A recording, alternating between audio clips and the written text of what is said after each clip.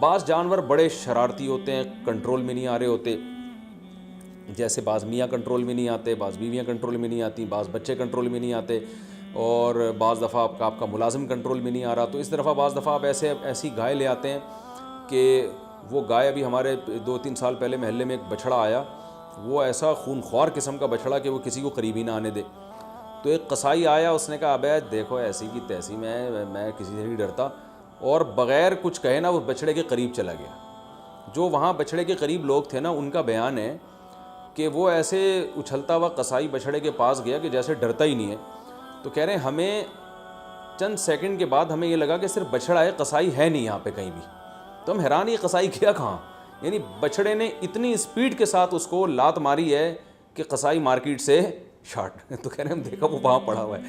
تو وہ فنٹر گیری بھی بعض لوگ کر رہے ہوتے ہیں. تو ایسا جانور جو بہت ہی شرارتی ہو، قابو میں نہ آ رہا ہو، تو شرعاً یہ جائز ہے کہ آپ اس کو پہلے اگر کسی گولی وغیرہ سے مار دیں، گرا دیں اس کو بندوق سے، اور پھر ذبح کر لیں تو بھی جائز ہے.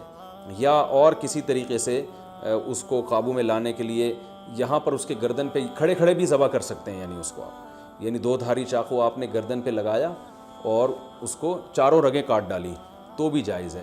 تو بہتر سنت طریقہ تو یہی ہے کہ لٹا کے گلے پہ چھری چلائی جائے بچھڑے کے. لیکن اگر وہ بے قابو بچھڑا ہے تو کھڑے کھڑے بھی مجبوراً اس کو ذبح کرنا جائز ہے. ہاں اگر گولی ماری آپ نے اس کے گرانے کے لیے اور گولی سے ہی وہ ٹھنڈا ہو گیا تو پھر حرام ہو جائے گا، چاہے گولی پہ تکبیر بھی کیوں نہ پڑی ہو، کیونکہ گولی کا شکار جائز نہیں ہے، حلال نہیں ہے. تو اس لیے دھاری دار چیزوں کا شکار ہوتا ہے. اسی طرح جانور اگر بھاگ گیا اور آپ نے اس کو چاقو مارا پیچھے سے تکبیر پڑھ کے، اور تیر مارا یا چاقو مارا، آج کل لوگ ارطغرل دیکھ رہے ہیں تو تیر ویر بھی لوگ گھروں میں لا کے رکھ رہے ہوں گے، تو تیر مارا، دھاری دار چیز ہے نا، وہ تیر اس کے جا کے لگا، یا چاقو آپ نے مارا، وہ چاقو اس کے لگا، اس سے وہ زخمی ہو گیا، اس سے وہ نیچے گرا، آپ فوراً بھاگیں جا کے اس کو ذبح کریں.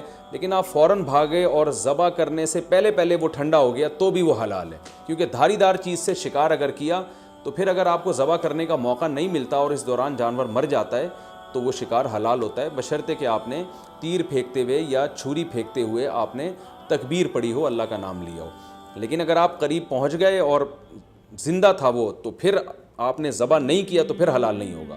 یا آپ نے تیر سے شکار کیا یا چاقو سے شکار کیا، اس کا یعنی نیزہ مارا اس کے اوپر، اور وہ پھر آپ اس کے پیچھے بھاگے نہیں اس کو ذبح کرنے کے لیے، تو بھی وہ حلال نہیں ہوگا. یعنی آپ نے اپنی ذمہ داری پوری کی، اس کے باوجود وہ آپ کے پہنچنے سے پہلے ٹھنڈا ہو گیا تو پھر وہ حلال ہے. لیکن گولی کا شکار کسی صورت میں حلال نہیں ہے. بلا وجہ جانور کو گولی سے مار کے گرانا یا اسے بے ہوش کر کے ذبح کرنا، یہ بھی مکروہ ناپسندیدہ عمل ہے.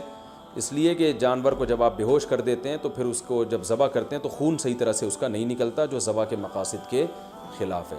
اور پھر یہ بھی خطرہ ہوتا ہے کہ جانور پہلے ہی نہ مر چکا ہو. تو یہ کچھ مسائل تھے قربانی کے. اللہ تعالیٰ ہم سب کی قربانیوں کو قبول فرمائے. اور یاد رکھیں بقرعید کے 3 دنوں میں آپ صلی اللہ علیہ وسلم نے فرمایا اللہ تعالیٰ کو جانور کا خون بہانے سے زیادہ کوئی عمل محبوب نہیں ہے.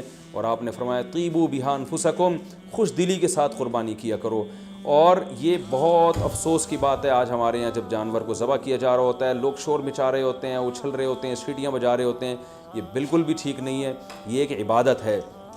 ابراہیم علیہ السلام جو اللہ کے خلیل تھے، ان کی سنت ہے. تو عبادت کو عبادت والے انداز ہی میں کیا جائے گا. اس وقت ذکر کرنا چاہیے، اللہ کا نام لینا چاہیے، دل میں دعا مانگنی چاہیے کہ اللہ ہمارے اس عمل کو قبول فرما. سیٹیاں بجانا اور ہوٹنگ کرنا اور ایسے اچھلنا، یہ بہت بالکل نامناسب حرکت ہے. وہ کوئی وہ انٹرٹینمنٹ کا کوئی شو نہیں ہو رہا، وہ بلکہ ایک عبادت ہو رہی ہے اللہ کے لیے. ایک اپنے مال کو آپ، ایک نفیس مال کو اور ایک جان کو آپ قربان کر رہے ہو اللہ کی خاطر، تو عبادت ہی ہونی چاہیے. اور اس وقت دعا پڑھنی چاہیے انی وجہت وجہی للذی فطر السماوات والارض حنیفا وما انا من المشرکین.